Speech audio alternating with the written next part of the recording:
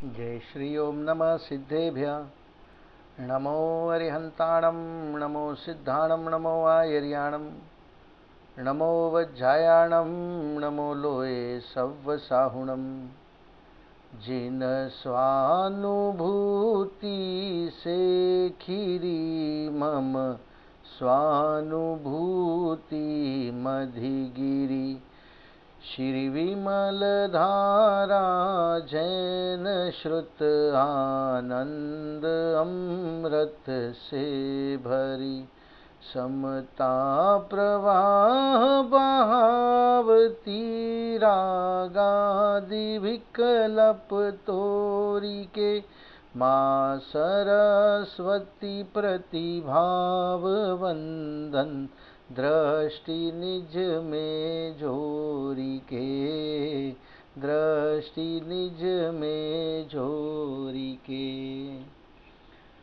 आचार्य वादीब सिंह सूरी द्वारा विरचित छत्र चूड़ामणि की वांछना हम लोग कर रहे हैं, जिसमें हमारा 10वां लंब चल रहा है और उसके 34 श्लोकों तक की चर्चा हम लोग कर चुके हैं। तो पिछला प्रकरण इस प्रकार था कि स्वयंवर में जब जीवंधर कुमार ने वराह त्रय को भेद दिया, चंद्रक यान पर चढ़कर वराह त्रय को भेद दिया और स्वयंवर जीत लिया, उसके बाद उनके मामा राजा गोविंदराज ने ये घोषणा कर दी कि यह जो जीवंधर कुमार हैं ये मेरे बहनोई सत्येंद्र राजा के पुत्र हैं और राजपुरी नगरी के युवराज हैं। इस प्रकार की घोषणा कर दी। और ये सुनते ही काष्टांगार एकदम भयभीत हो गया। उसको समझ में आ गया कि मेरी मृत्यु अभी बहुत निकट है।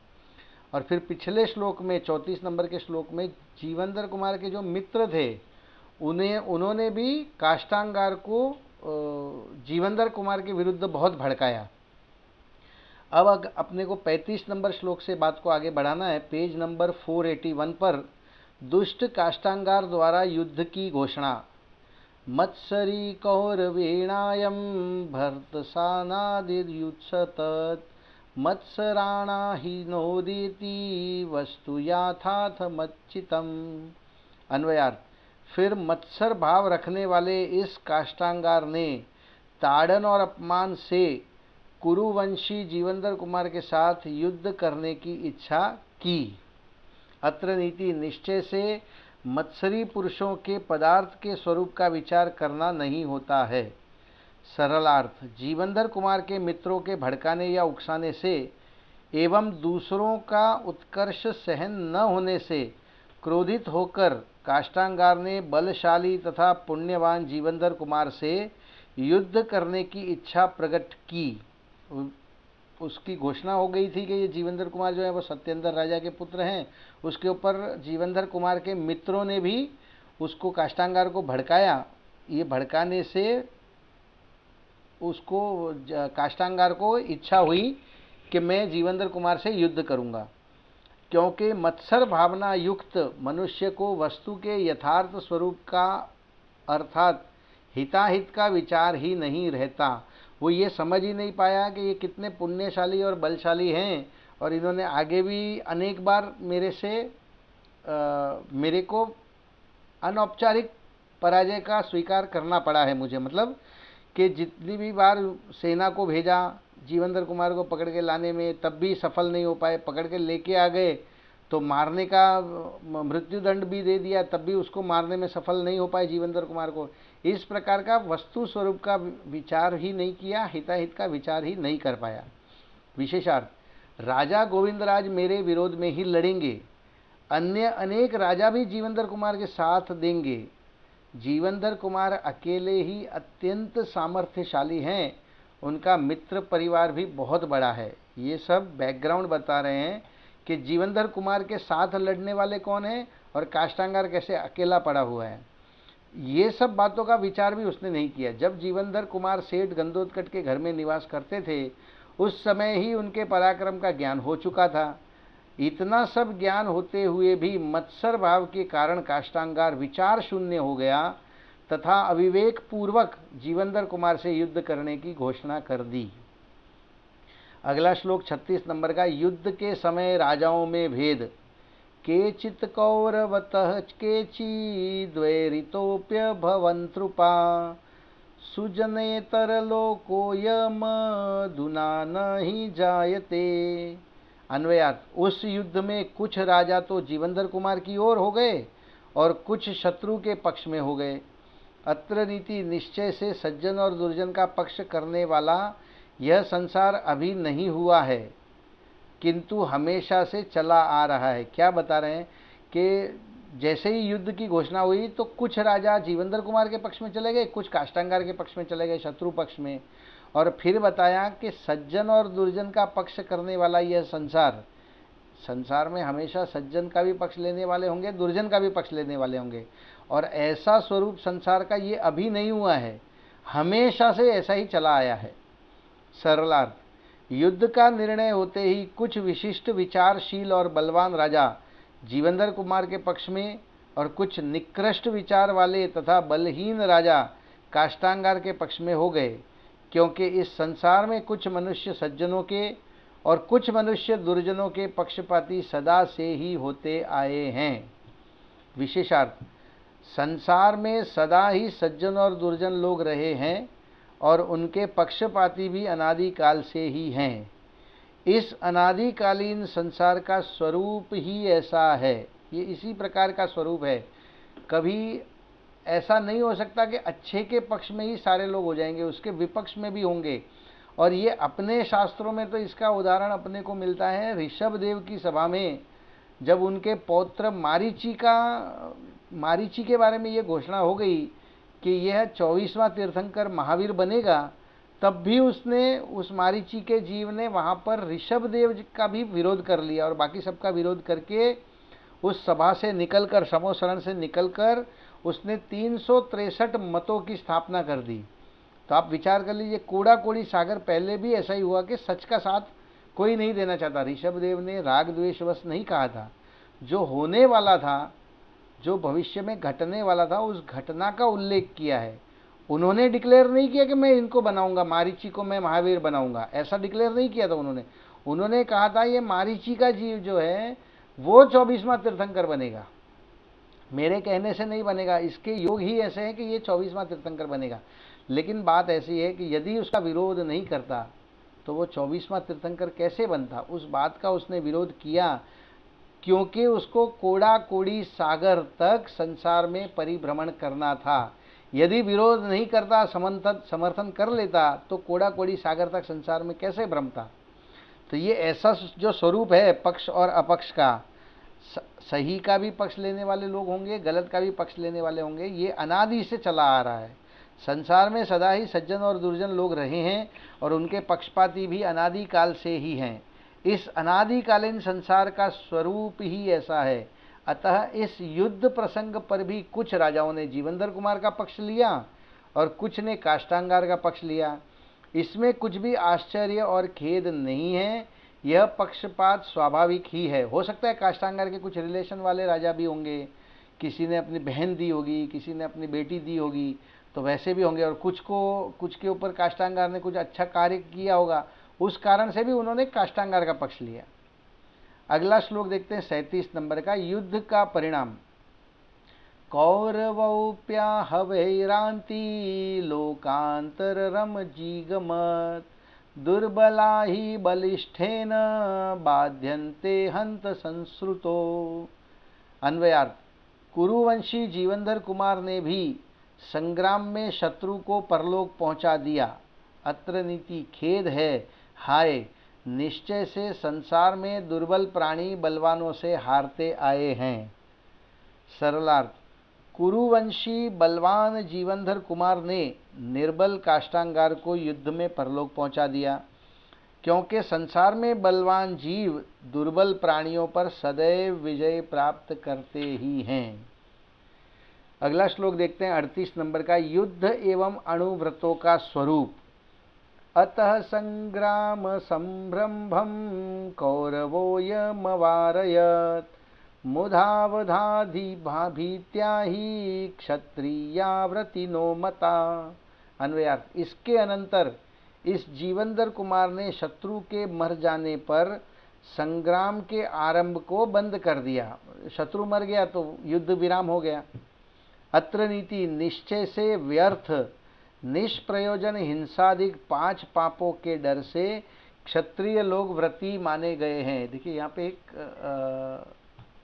एक तरह से एग्जाम्पल ऐसा दिया है कि वास्तव में तो क्षत्रिय लोग जो है वो व्रती नहीं है, लेकिन वो निष्प्रयोजन हिंसा अधिक 5 पापों के डर से, ठीक है ना, निष्प्रयोजन हिंसा अधिक जो 5 पाप है, हिंसा, झूठ, चोरी, कुशील, परिग्रह, ये बिना प्रयोजन के ये 5 पाप नहीं करते, इसलिए क्षत्रिय लोगों को व्रती माना गया है। वैसे ही श्रावक भी जो हैं वो निष्प्रयोजन यदि इन 5 पापों का त्याग करें तो उनको भी एक रूप से उनको व्रती माना जा सकता है। सरलार्थ, काष्टांगार की मृत्यु होते ही अपना प्रयोजन पूरा हो जाने से विवेकी जीवनधर कुमार ने तत्काल युद्ध बंद कर दिया, क्योंकि क्षत्रिय लोग निष्प्रयोजन हिंसादि 5 पापों को नहीं करते हैं, अतः उन्हें पापों से विरक्त अर्थात व्रती माना जाता है। विशेषार्थ, क्षत्रियों को आत्मरक्षा और राज्य की सुरक्षा हेतु युद्ध में होने वाली त्रस जीवों की हिंसा में भी प्रवृत्ति करनी पड़ती है। वो त्रस जीव, अरे मनुष्य को मार सकते हैं वो। अभी यहाँ पे जीवनधर कुमार ने काष्टांगार को मारा है, तो सैनी पंचेंद्रिय मनुष्य को मारा है, त्रस जीवों की बात नहीं है, सैनी पंचेंद्रिय मनुष्य को मारा है। और त्रस जीव भी अनंत मरते हैं। हाथी के पैर के नीचे बहुत सारे कीड़े मकोड़े, हो सकता है पक्षी वगैरह आते हैं और वो भी मरते हैं। तो ऐसी हिंसा क्षत्रियों को किस लिए? आत्मरक्षा और राज्य की सुरक्षा के लिए ऐसी हिंसा करनी पड़ती है। तथापि वे निष्प्रयोजन या व्यर्थ हिंसा नहीं करते, फालतू में ही किसी से नहीं लड़ पड़ते, या तो स्वयं की रक्षा के लिए या राज्य की सुरक्षा के लिए, इन 2 चीज़ों के लिए ही वो हिंसा करते हैं, इनके अलावा वो हिंसा नहीं करते। ठीक है, तथापि वे निष्प्रयोजन या व्यर्थ हिंसा नहीं करते हैं। इस अभिप्राय से आगम में क्षत्रियों को भी अष्टमूल गुणधारी अणुव्रती कहा है। शास्त्र में 4 प्रकार की हिंसा का वर्णन आता है, उसका संक्षिप्त विवरण निम्न प्रकार है। 4 प्रकार की हिंसा है, उसका विवरण यहाँ पे बता रहे हैं। 4 प्रकार की कौन सी हिंसा है? पहली संकल्पी हिंसा, दूसरी औद्योगिक हिंसा, तीसरी आरंभी हिंसा और चौथी विरोधी हिंसा। अब इसमें पहली संकल्पी हिंसा का स्वरूप देखते हैं हम लोग। केवल निर्दय परिणाम ही है हेतु, जिसमें ऐसे संकल्प पूर्वक किया गया किसी जीव का प्राणघात ही संकल्प हिंसा है। देखिए, हम बिना वजह ही किसी को मार दें, भले चाहे वो छोटी सी कीड़ी क्यों ना हो, मच्छर ही क्यों ना हो, बिना प्रयोजन संकल्प पूर्वक, नहीं मैं तो इसको मारूंगा, मुझे तो आज इसको मारना है, मुझे बदला लेना है, तो वो संकल्पी हिंसा कहलाती है, जिसमें निर्दय परिणाम होते हैं। मतलब इतने क्रूर परिणाम होते हैं कि पाप के बारे में विचार ही नहीं करता। संकल्पी हिंसा का तो जैन श्रावक हो चाहे कोई भी जीव हो, संकल्पी हिंसा का उसको हमेशा त्याग करना चाहिए। दूसरा, उद्योगी हिंसा। व्यापार आदि कार्यों में सावधानी बरतते हुए भी जो हिंसा होती है उसे उद्योगी हिंसा कहते हैं। उद्योगी हिंसा क्या होगी कि हम कोई ऐसा व्यापार कर रहे हैं जिसमें सावधानी बरत रहे हैं हम लोग, और फिर भी कुछ जीवों की हिंसा हो जाए तो वो उद्योगी हिंसा कहलाती है। तीसरा, आरंभी हिंसा। रसोई बनाना, झाड़ू लगाना आदि गृह कार्यों में सावधानी बरतते हुए भी हिंसा हो जाती है, उसे आरंभी हिंसा कहते हैं। सुबह हम उठ के झाड़ू लगाएंगे, पोछा लगाएंगे, रसोई बनाएंगे, तो घर के जो काम हैं या अपने दुकान के, ऑफिस के जो काम हैं, उसमें हम सावधानी बरतते हुए भी जो सूक्ष्म हिंसा हो जाती है उसे आरंभी हिंसा कहा जाता है। और चौथी, विरोधी हिंसा। अपने तथा अपने परिवार एवं धर्मायतन आदि पर किए गए आक्रमण से रक्षा के लिए अनिच्छा पूर्वक की गई हिंसा विरोधी हिंसा कहलाती है। जैसे अपने ऊपर भी यदि कोई आक्रमण कर रहा है या अपने परिवार पे कर रहा है, या कोई धर्मायतन यानी मंदिर पर, प्रतिमा पर, जिनवाणी पर यदि कोई आक्रमण कर रहा है, तो उसकी रक्षा के लिए जो हिंसा की जाती है उसको विरोधी हिंसा कहते हैं। वो हिंसा वास्तव में अनिच्छापूर्वक होती है, हिंसा करने वाले को वो हिंसा करने की इच्छा बिल्कुल भी नहीं है, मगर चूंकि हिंसा न करे तो या तो अपनी रक्षा नहीं हो पाएगी, परिवार की रक्षा नहीं हो पाएगी, या धर्मायतनों की रक्षा नहीं हो पाएगी। इस अभिप्राय से जो हिंसा करते हैं उसको विरोधी हिंसा कहा जाता है। इस श्लोक में जो मुधा शब्द आया है उसका अर्थ निष्प्रयोजन या व्यर्थ है। संकल्पी हिंसा न करने के कारण ही मनुष्य को सामान्यतः व्रती माना जाता है। एक आप संकल्पी हिंसा न करो तो सूक्ष्म दृष्टि से, स्थूल दृष्टि से सॉरी, मोटा मोटा उसको हम व्रती कह सकते हैं कि ये संकल्पी हिंसा नहीं करते हैं। वास्तविक तो सम्यक दर्शन पूर्व 2 कषाय चौकड़ी के अभाव पूर्वक 5 अणुव्रतादि का पालन करने वाले व्रत प्रतिमा धारक को ही व्रती श्रावक कहते हैं। वास्तव में तो 2 कषाय चौकड़ी का अभाव हो, अनंतानुबंधी और अप्रत्याख्यान, ये 2 कषाय चौकड़ी का अभाव हो, और इसके पश्चात 5 अणुव्रतों का पालन करने वाला हो तभी, और वो व्रत प्रतिमा धारक हो, तभी वो श्रावक व्रती कहलाता है। मगर यहाँ पे स्थूल दृष्टि से ये कहा जा रहा है कि जो संकल्पी हिंसा न करे उसको भी एक प्रकार से हम व्रती कह सकते हैं। मुनि जीवन धन्य है जिस जीवन में चारों प्रकार की हिंसा का नियम से सर्वथा त्याग अर्थात अभाव रहता है। अतएव मुनिराज अहिंसा महाव्रती कहलाते हैं। ऐसे मुनिराज ही हमारे आदर्श हैं। मुनिराज के जीवन में किसी भी प्रकार के, इन चारों प्रकार के संकल्पी, औद्योगी, आरंभी और विरोधी, किसी भी प्रकार की हिंसा नहीं होती। इसमें विशेष ध्यान देने बात योग्य है, संकल्पी तो जैन श्रावक के लाइफ में होनी नहीं चाहिए। औद्योगिक, आरंभी और विरोधी ये गृहस्थ अवस्था में श्रावक के जीवन में हो सकती है, लेकिन औद्योगिक हिंसा मुनिराज के नहीं हो सकती। वो किसी कामकाज में जाते नहीं, इसके लिए उनको औद्योगिक हिंसा होगी नहीं। आरंभिक हिंसा भी नहीं होगी क्योंकि वो झाड़ू पोछे नहीं लगाते, कहीं पे कोई साफ सफाई नहीं करनी। और विशेष बात ध्यान देने योग्य ये है कि विरोधी हिंसा भी उनके नहीं होती। उनके सामने यदि कोई मंदिर को तोड़ रहा है, जिनवाणी जला रहा है, तो मुनिराज उसके उस परिप्रेक्ष्य में भी हिंसा नहीं करेंगे। ऐसा मुनिराज का स्वरूप है, और ऐसे ही मुनिराज हमारे आदर्श हैं। अगला श्लोक देखते हैं 39 नंबर का। एक कारण से अनेक कार्य, वीर सूर्य विजया जाता, वीर पत्नी च मे सुता, इत्युक्ता मातुलोयपे मानदादभ्यनंदत। अन्वयार्थ, जीवनधर कुमार के मामा ने भी मेरी बहन विजया वीर पुत्र को उत्पन्न करने वाली और मेरी पुत्री वीर पुरुष की स्त्री हुई, इस प्रकार कहकर कुमार का आनंद से अभिनंदन किया। क्या बोला? जो राजा गोविंदराज थे, जीवनधर कुमार के मामा श्री, उन्होंने क्या घोषणा कर दी कि मेरी बहन विजया वो वीर पुत्र जीवनधर कुमार को जन्म देने वाली है, और मेरी पुत्री वो भी वीर पुरुष की स्त्री होगी। इस प्रकार कहकर कुमार का आनंद से अभिनंदन किया। सरलार्थ, मामा गोविंदराज अपने भांजे जीवनधर कुमार से कहते हैं कि हे भगिनी सुत, आपने आज युद्ध में विजय प्राप्त की है, अतः मेरी बहन वीर माता हो गई और मेरी कन्या भी वीर भार्या हुई है। मैं तुम्हारा हार्दिक अभिनंदन करता हूँ। विशेषार्थ, युद्ध में जीवनधर कुमार ने विजय प्राप्त की है, यह तो एक कारण हुआ और कार्य अनेक हुए। इससे पता चलता है कि एक निमित्त रूप कारण से ही अनेक नैमित्तिक कार्य कहने का व्यवहार चलता है। कार्य क्या हुआ? युद्ध में जीवनधर कुमार की काष्ठांगार पर विजय हुई, इससे जीवनधर कुमार राजपुरी नगरी के राजा भी बने।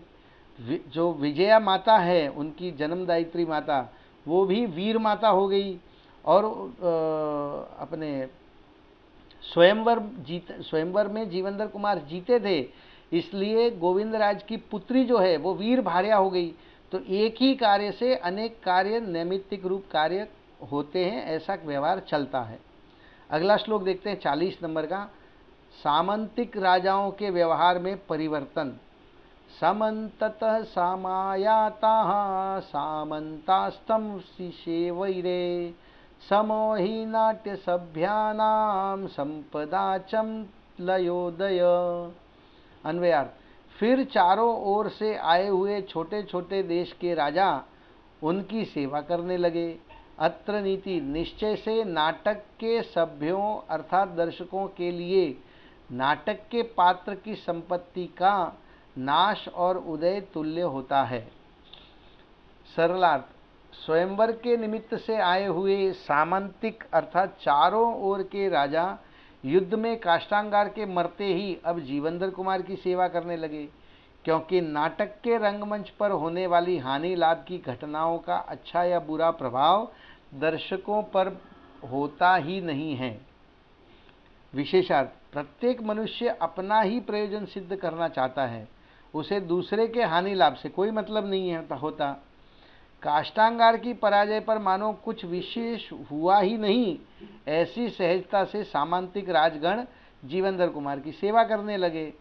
जिस प्रकार नाट्य सभा के सभ्यों या दर्शकों के हृदय में नाटक में दिखाए जाने वाले किसी अभ्युदय और किसी के पतन को देखकर उन्हें कोई विशेष हर्ष विषाद नहीं होता, उसी प्रकार उस समय स्वयंवर सभा में आए हुए अन्य सामंतिक राजा जो पहले काष्टांगार की सेवा करते थे, अब वे काष्टांगार के युद्ध में मारे जाने पर विजेता जीवंदर कुमार की सेवा करने लगे। उन्हें युद्ध के परिणाम पर कोई विशेष हर्ष विषाद नहीं हुआ, कोई दुखी नहीं हुआ, क्योंकि पहले जिसकी सेवा कर रहे थे काष्टांगार की, उसको राजा मान रहे थे, उसको सर्वे सर्वा मान रहे थे। अब उसकी मृत्यु हो गई तो उसी जगह पर जीवंदर कुमार को सर्वे सर्वा मानने लगे। उनके लिए तो कोई फर्क ही नहीं पड़ा, ना किसी को खुशी हुई ना किसी को दुख हुआ।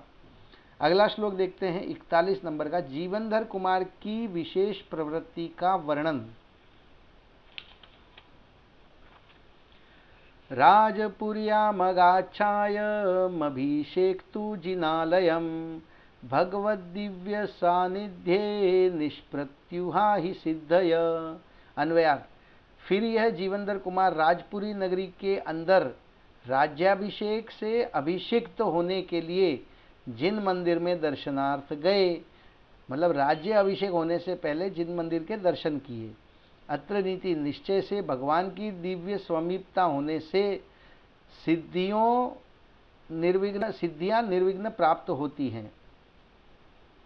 सरलार्थ, युद्ध में विजय प्राप्त करने के पश्चात जीवंदर कुमार राज्याभिषेक की निर्विघ्न संपन्नता के लिए राजपुरी नगरी के जिनालयों की वंदना हेतु गमन करते हैं, क्योंकि देवादिदेव भगवान अरिहंत के अति पवित्र और अलौकिक निमित्त से सभी कार्य निर्विघ्न सिद्ध होते हैं। विशेषार्थ, जीवंदर कुमार के मानस मंदिर में अपना वंश परंपरागत राज्य प्राप्त करने का भाव अनेक दिनों से अति तीव्रता से था। जब उनके गुरु ने बताया था कि तुम राज्य पुत्र हो और काष्टांगार ने धोखे से तुम्हारे पिता सत्येंद्र को मारा है 12 महीने पहले, तब से उनके मन में ये तीव्र भाव था कि मुझे ये राज्य पद प्राप्त करना है। आज वह संपन्न होने जा रहा है। सबके ही मन में जीवंदर कुमार का राज्याभिषेक करने का विचार आया। ऐसे अवसर पर उसकी निर्विघ्नता का भाव मन में आना स्वाभाविक है कि ये राज्याभिषेक निर्विघ्न पूर्ण हो, ऐसा भाव जीवंदर कुमार के मन में आया। किसी भी कार्य के सफल होने का मूल कारण तो एक पुण्योदय ही है। देखिए, जिनेंद्र भगवान के दर्शन करने से या उनकी पूजन करने से आपका कार्य निर्विघ्न पूर्ण हो जाएगा, इसकी कोई गारंटी नहीं है। वो इस लाइन से समझ में आता है। क्या बोला इस लाइन में कि किसी भी कार्य के सफल होने का मूल कारण तो एक पुण्योदय ही है, और पुण्योदय के लिए पुण्य परिणामों का होना आवश्यक है। पुण्य भावों के लिए देवशास्त्र गुरु का सानिध्य अनिवार्य है। ये सारी बातें हमने कल भी पढ़ी थी पीछे के श्लोकों में। अतः जीवंदर कुमार ने सर्वप्रथम देव वंदना हेतु जिन मंदिर की ओर गमन किया। वर्तमान कालीन पुण्य परिणामों से इच्छित कार्य सफल होने का कोई नियम नहीं है। फिर से यही बात रिपीट कर दी। कार्य की संपन्नता के लिए तो पूर्वबद्ध पुण्य कर्मों का उदय आवश्यक रहता है। फिर भी गृहस्थ को तो पुण्य परिणाम एवं पुण्य क्रिया करने का भाव अपने मन में भूमिका अनुसार आए बिना रहता ही नहीं है। तदनुसार जीवंदर कुमार को जिन मंदिर जाने का भाव सर्वप्रथम आया। तो इसी प्रकार से आपको भी यदि निर्विघ्न जीवन व्यतीत करना है तो उसके लिए क्या चाहिए? सबसे पहले पूर्व पुण्यकृत कर्म का उदय चाहिए। उसके लिए अपने परिणाम शुद्ध होने चाहिए, और उसके लिए देवशास्त्र गुरु की पूजा भक्ति उपासना आदि चाहिए, और उसके लिए देवशास्त्र गुरु के स्वरूप को समझना चाहिए, और उस स्वरूप को समझने के लिए तत्व विचार और स्वाध्याय करना जरूरी है। तो हम भी अपने जीवन में स्वाध्याय की परंपरा को अपनाएं। इसी मंगल भावना से आज की बात को विराम देते हैं। विशेष हम कल बात करेंगे। अभी जिनवाणी स्तुति। हे जिनवाणी भारती तो हे जपूं दिन रैन, जो तेरी शरणा ग्रहे सो पावे सुख चैन। जावाणी के ज्ञान ते सूझे लोकालोक, सो वाणी मस्तक नमो सदा देत हूँ ढोक, सदा देत हूँ ढोक, सदा देत हूँ ढोक। बोलिए जिनवाणी मात की जय हो।